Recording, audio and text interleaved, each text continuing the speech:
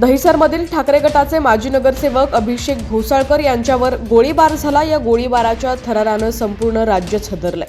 Facebook live सुरू असताना त्यांच्यावर गोळीबार करण्यात आला। ही संपूर्ण घटना लाईव्ह व्हिडिओमध्ये कैद झाली आहे। त्यांच्यावर हल्ला करणाऱ्या आरोपीनेही स्वतःला गोळी मारून घेतली आहे। या आरोपीचं नाव मॉरिस भाई असं आहे।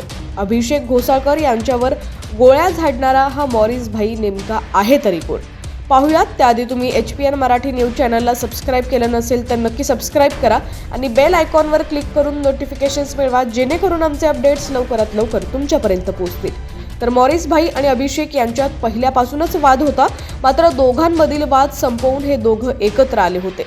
वाद मिटवण्यासाठी मॉरिस भाई अभिषेक घोसाळकर यांचा गेम करण्यासाठी आला होता, हे मात्र कुणाला समजलंच नाही।